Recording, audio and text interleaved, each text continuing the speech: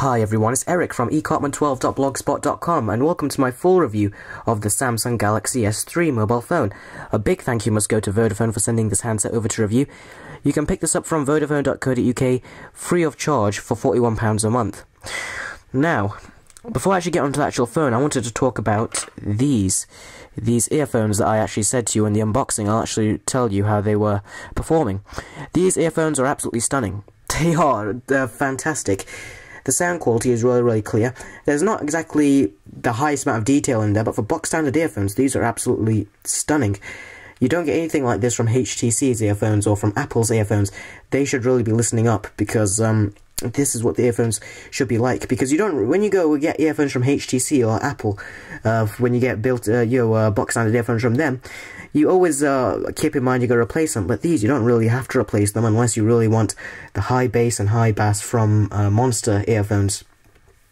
And what was also great that Samsung included are these different size silicone ear tips. So if it doesn't fit your ears, just swap the ear tips over and there you go, problem solved. So fantastic earphones from Samsung. And now let's get on to the Galaxy S3.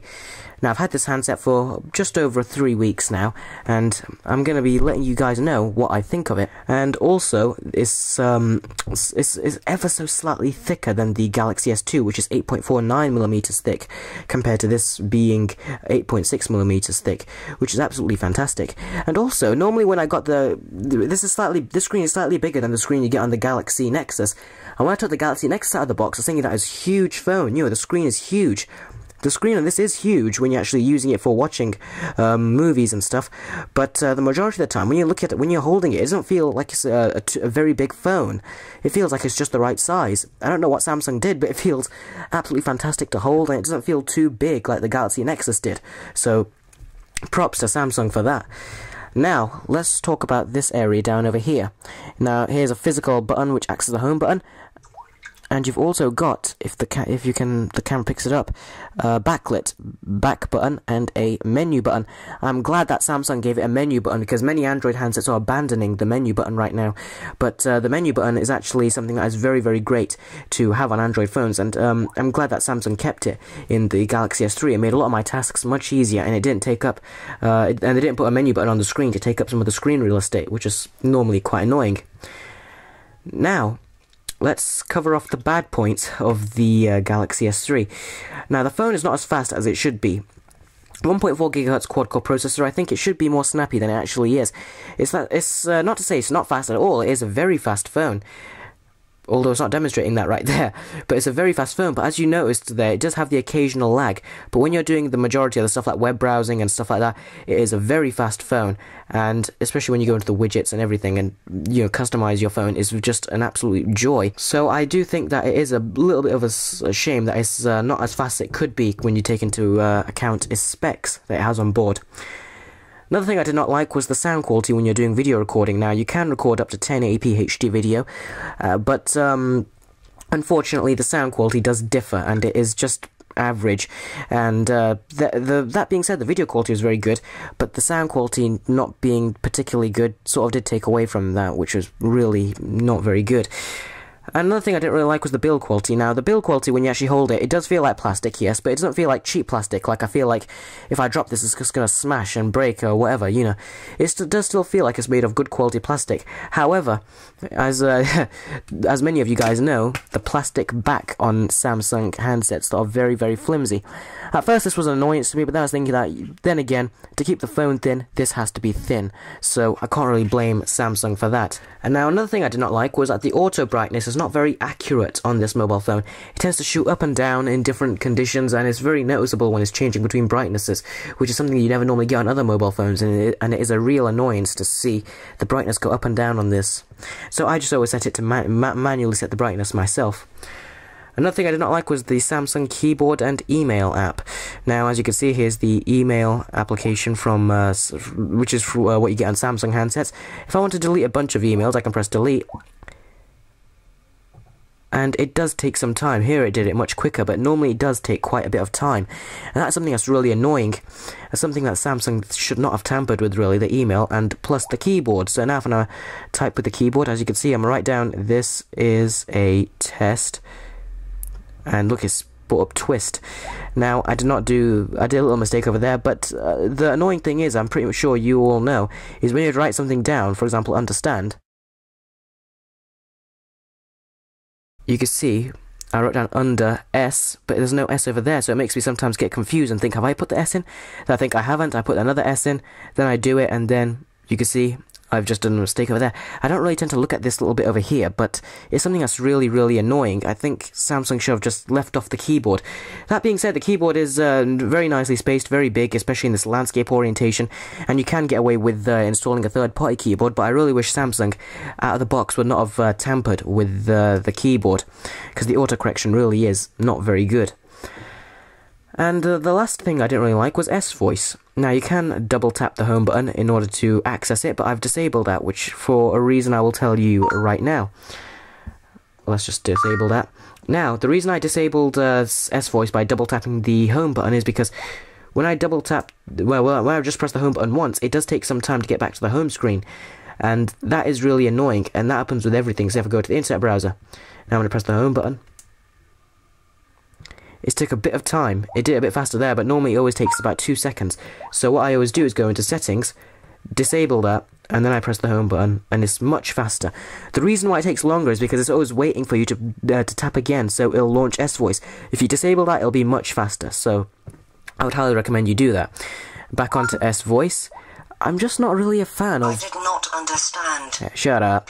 I'm just not really a fan of these sort of voice dictating things right here. Dictating your voice to text is useful, but stuff like this, I don't really find any use for it. Granted, you can do a few more things with this than you can with Siri, like you can launch an application from the get-go, whereas on iOS you have to wait for iOS 6 to come out in order to actually do that. But Siri on the whole is better. It seems to be not as stiff as this is to operate, I should say. For example, let's just say something. Set an alarm for 9 o'clock. And as you can see, it's loading, and again, one of the bad things, look how long it's taking just to set an alarm. Come on, I'm waiting.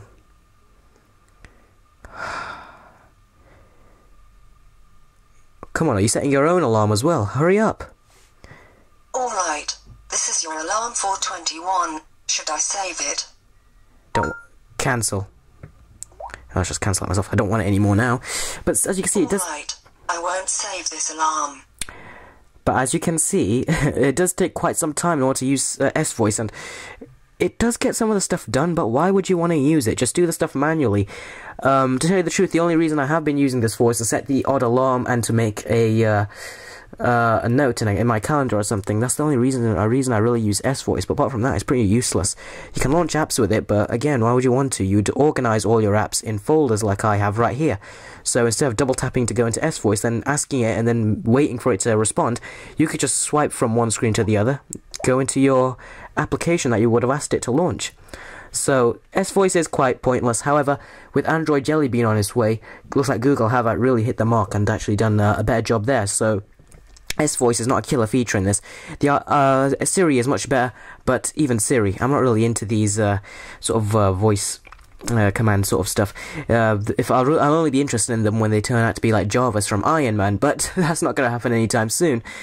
Now, bad points out of the way, let's talk about the really good points of this mobile phone. And that is, number one, the most obvious thing, the screen. The screen is absolutely fantastic. It's got really nice and vibrant colours, very crisp text, although it is pen tile. It does sort of share the pixels with each other. It's not as crisp, the text, but it's still very crisp indeed. Absolutely fantastic. And the definition is very good. When you're web browsing and stuff, it is absolutely amazing. And let's just go on to my website. And you can obviously see, as you can turn to landscape as well. And as you can see, just panning around the website right over here, scrolling up and down is very smooth. If I pinch to zoom, it's also very smooth. And you can double tap to zoom out. So web browsing on this, as you would expect, is absolutely amazing, just like it was on the Galaxy S2.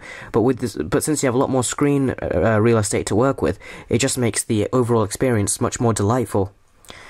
So the screen's great. When you're watching back videos and YouTube videos, etc., the screen is just absolutely astounds me. It's fantastic. Better than the Galaxy Nexus in my opinion, and that's surprising when you take into account that the screen technology is pretty much similar. And also the speed, although it wasn't as fast as I expect it to be, the speed is still great, and when you're doing stuff like playing games like Grand Theft Auto and stuff, it really is an absolute joy to use. And another thing which I absolutely loved about this, and this is something I want with all portable sort of devices that you use for multimedia, every single video file I've thrown at this has been able to play it. The files I'm talking about are stuff like big AVI files, like almost 2 gigs of AVI files, plus MKV videos and stuff, and everything I throw at it, it plays it perfectly. And as you know, I always use Mobile Player at the same time as well. You see I've got a little video widget over here which shows what you've previously been watching, so you can tap to resume. So yes, that is great, and that's what I loved doing a lot about this. And plus you got 16 gigabytes of internal storage inside here, and you can get a 32 gigabyte version of the Galaxy S3 with 32 gigabytes of storage, obviously. And also, what is also great is, if I take off the back, you have a micro SD card slot. So many Android phones, again, are abandoning the SD card slot sort of tradition you get with Android, but it supports up to 64 gigabyte card, and you can really top this up. Absolutely, I am just astounded by that they've given you this. That's a great thing from Samsung, and this does play literally every video file I've thrown at it. You've got a 2100 mAh battery here, and at first the battery life, I was really disappointed with it, but the battery on this is absolutely amazing. I've been getting... So say I've been using it from the beginning of the day at 100% battery life, low to medium use. I always, at the end of the day, I always get about 67%. And if I am actually doing medium to heavy use, I'll get a day and a half. But many of these times I've been getting a day and a half, and quite a few times in the 3 weeks I've had this, I've also been getting 2 full days of use out of this. If you play games, yes, the battery life, like on this, like pretty much every other device, will drain much faster. But for doing many of the stuff you would on this, like a mobile phone, the battery lasts a long, long time. And also keep in mind, I'm not generous when it comes to battery, brightness and stuff on these mobile phones, because I absolutely love the screen. So the minimum brightness I'd leave it at is 75%. And yeah, call me tight or something, but I really like the screen to be very, very bright, so that's what I do. Absolutely amazing. I really love the battery life on this mobile phone. This really does last a long time, and as you can see, it's 506 right now, and I've got 86% battery life right there. So that is absolutely amazing that I'm getting really good battery life out of this. So the battery life on this is great. Now let's talk about the camera. Let's go into the gallery. Camera. Who wants to see some more fish and chips? Homemade again, as usual, and the camera on this is absolutely superb. Very good definition, very good quality. And let's go away from the drooling food. And here, look. Now, this photo is actually amazing, because normally whenever I'm taking photos with camera phones that I've been testing, it always tends to focus in the sky, and then everything else looks all dark. But this looks like it's focused on everything. The sky is very nice and vibrant, and so is the trees in the background, so is this building. And if I zoom into this over here, you couldn't read this at first, but now you can as soon as you zoom into it. So, absolutely fantastic. I love this camera. 8 megapixels, capable of capturing 1080p video, and the photos are absolutely stunning. I really can't fault these photos at all. Here's one picture of a tree I took right over here, and the photo quality, as you can see, is very, very clear indeed. And you do know that I did actually take 1080p HD video footage from recorded with the Galaxy S3, and right from the Galaxy S3 I uploaded it onto my channel. And a link to that would be right over here. And you saw me actually, demonstrate the video quality, and the video quality on this is absolutely fantastic, albeit let down by the audio quality. But the picture quality on this was absolutely stunning. And now let's talk about what you'd normally be using this for, which is for making and taking calls. Earpiece over here for making and taking calls is very clear indeed. The microphone at the bottom for outgoing call quality is also fantastic. This is one of the best phones I've used for outgoing and incoming calls. And also, over here you've got a front-facing camera, which is 1.9 megapixels. So that is great. And what I also love is this Android notification bar, as usual. And Android just really know how to use it right. You can see I've got all these toggles over here: mobile data, notifications, Bluetooth, driving, sync, GPS, sound, Wi-Fi. So you just tap this, it'll put it on vibrate, tap it again, put it on mute, tap it again, you're on, you're on the regular noise, not on mute.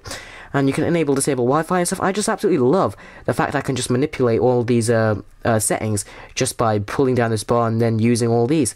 So I absolutely love toggles on the notification bar. This truly is one of the best mobile phones I've ever used to date, and I've used quite a lot of mobile phones, but this is one of the most sexiest, sleekest, thinnest, and best performing mobile phones I have ever used.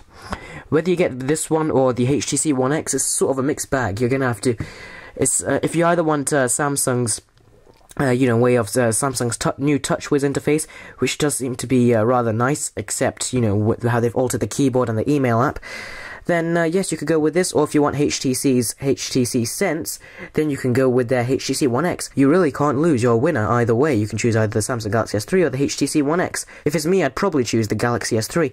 And also, look at this. I'm going to use my nail, actually, to move between screens. And as you can see, the screen is so sensitive that when I just use my nail, it's actually moving.